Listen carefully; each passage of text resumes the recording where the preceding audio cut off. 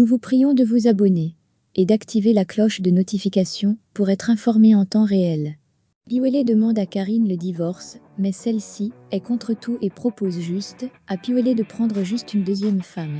Chose que ce dernier refuse, car il veut rester uniquement avec Passy. En colère, Karine lui dit il n'y aura plus de négociations. Si tu veux la guerre, on fera la guerre. Piwele, j'accepte que tu prennes une autre femme. Ça veut dire que tu es d'accord pour le divorce? Non. Ça veut dire que j'accepte un foyer polygamique. Tu peux prendre une autre femme, ça ne me dérange pas.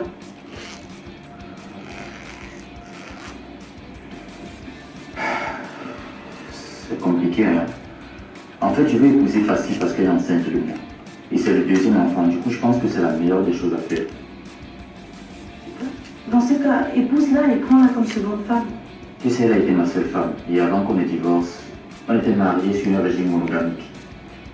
Donc je ne pense pas qu'elle puisse accepter de revenir en sachant qu'elle sera la deuxième femme. Et pourquoi? Parce que je la connais. Elle ne peut pas accepter.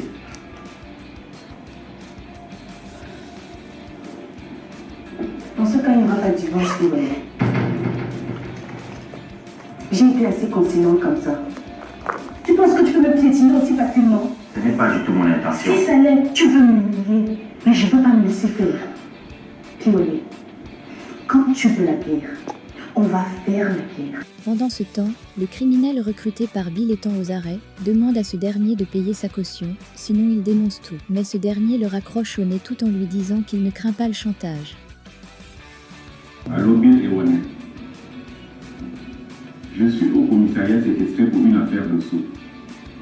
Donc il faut que tu viennes finir avec moi pour que je résolve mon problème ici. Je t'ai dit que je n'ai même pas 5 francs. Tu n'as pas fait ton travail. Et pour la dernière fois, arrête de m'appeler. Un homme d'affaires comme moi n'a pas côtoyé un voyou et malhonnête comme toi. Ah bon? Maintenant je suis voyou et malhonnête?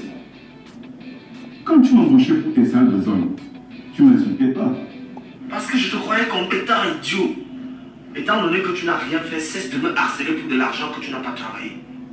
Écoute-moi très bien. Je suis en danger et je ne veux aucunement me retrouver en tôle. Alors viens finir avec moi que je résolve mon problème. Sinon, je déballe tout. Je te répète que tu ne me fais pas peur. Je ne cède jamais au chantage. Allô? Allô? Merde. Il me rapproche de nous. Laisse de téléphoner, monsieur. J'ai une déclaration à faire. Le père de Karine, en colère, est venu demander des comptes à Piwele par rapport au divorce avec sa fille. Ce dernier veut le convaincre à ne pas le faire tout en le menaçant également de mort s'il divorce de sa fille. Puis s'en va en versant de l'eau sur Piwele en disant « Voici votre bénédiction ». Ton mari est où?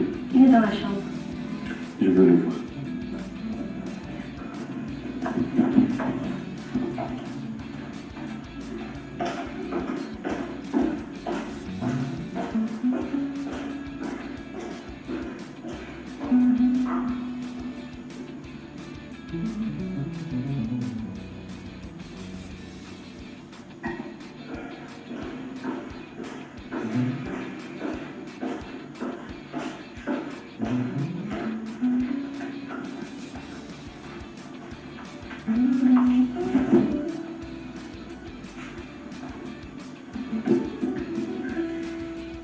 Bonsoir le père.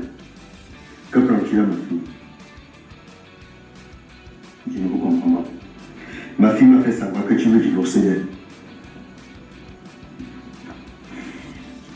Elle vous a sans doute donné la raison de cette volonté. Peu importe la raison. Je ne suis pas d'accord pour ce divorce. Vous n'avez pas non plus été d'accord pour le mariage. C'est pas pour le divorce que je vais demander votre avis. Tu te crois toujours puissant dans ce pays? Ce n'est pas une question de puissance, mais de logique. Ta fille ne peut pas faire d'enfant. Je n'ai aucune raison de rester avec elle. Si. Il y a l'amour. Ma fille t'aime. Mais je me rends compte que tu ne l'as jamais aimée. Comment se fait-il que tu peux te remettre à dépasser la femme que tu as chassée pour épouser ma fille? Tu penses que tu vas briser le cœur de ma fille impunément? Détrompe-toi. Et sache que tu mourras sur ton dos si tu oses divorcer de ma fille. Je suis prévenu. C'est forcé. C'est forcé, oui, c'est forcé.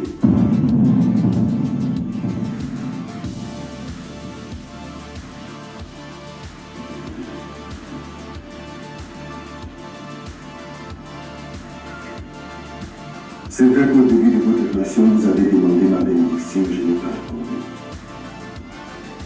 C'est dommage que ça vienne aujourd'hui avec un peu de retard. Je vous bénis. Et sachez qu'après cette bénédiction, aucun divorce n'est permis. De l'autre côté, Bill met ses menaces à exécution et veut dénoncer son boss. Je vous écoute. Vous avez des déclarations à faire. La fille a une histoire d'amour avec vous. Il ne s'agit pas de la fille chef, mais d'un certain Bill Ewane qui a récemment séjourné dans vos cellules. Vous le connaissez? Oui, c'est mon boss. Et c'est lui qui m'avait chargé de tuer un certain Julien à Coton. Et depuis, il ne va pas finir avec moi. Vous avez les preuves de ce que vous avancez? J'ai toutes les preuves, chef. Merde. Le criminel recruté par Bill finit par dénoncer ce dernier, qui est conduit au commissariat pour une interrogation. Monsieur Waller, vous connaissez un certain Tamo? Je ne comprends pas. Vous parlez de quel Tamo? Il y a plein de Tamo au Cameroun. Tamo gérant le petit état avec le gros ventre. Ouais. Je crois qu'on est de quelqu'un de ce genre. Vous croyez ou alors vous en êtes sûr?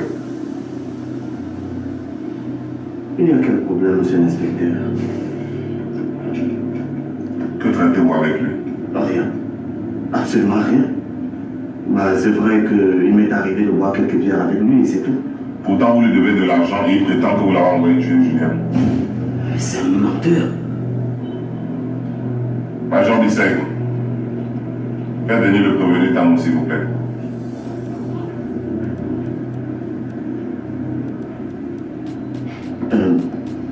Écoutez, inspecteur, est-ce que vous pouvez me dire concrètement pourquoi est-ce que j'ai été convoqué?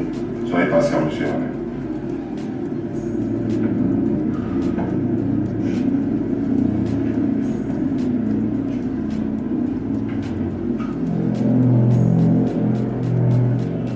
Alors, vous n'ayez toujours l'avoir envoyé tuer Julien? Je n'ai envoyé tuer personne. Chef, est-ce que je peux avoir mon téléphone? Major Bissègue, le téléphone du prévenu Tamo, s'il vous plaît.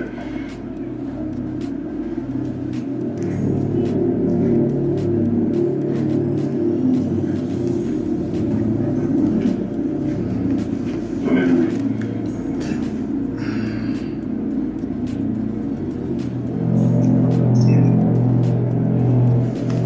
Chef, cette photo de ce Julien, c'est lui qui me l'avait envoyée afin que je puisse mieux l'identifier. C'est faux. Monsieur l'inspecteur, de nos jours, tout le monde peut avoir la photo de tout le monde. Il suffit de télécharger sur les réseaux sociaux. Il m'avait aussi demandé de tuer son fils. Menteur. Espèce de menteur. Comment tu peux m'accuser d'une telle atrocité? Tu es débile ou quoi? Asseyez-vous, monsieur Waller. Asseyez-vous, j'ai dit. Chef, j'enregistre toujours mes conversations pour de pareilles circonstances.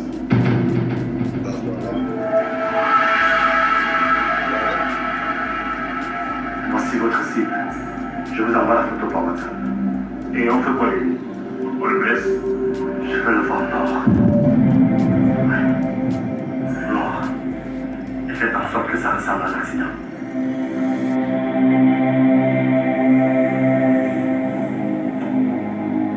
Vous voyez donc que je n'ai pas menti, chef.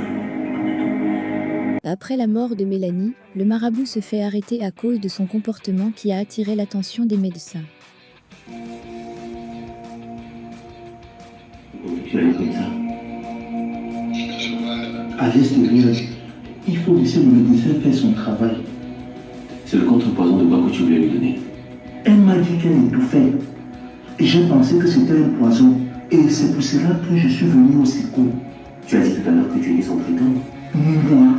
J'ai dit ça? Oui. Non. Vous avez certainement mal suivi. Mélanie, c'est juste une connaissance. Tu vas rester là jusqu'à l'arrivée de la police. Pourquoi? Laisse-moi sortir. Pourquoi tu peurs? Tu me dis que c'est ta connaissance, non? Infirmière, s'il vous plaît, appelez-moi la police. Je ne sais pas pourquoi, mais cet homme me semble suspect. La police. D'accord, monsieur. Laissez-moi sortir. Laissez-moi sortir. Monsieur, laissez-moi sortir. Tout est bien qui finit bien. Bill et le marabout devront répondre de leur acte. Cet épisode était vraiment très rebondissant. Abonnez-vous et restez connectés pour le prochain épisode. Merci d'être resté connecté sur notre chaîne. À plus pour une nouvelle information.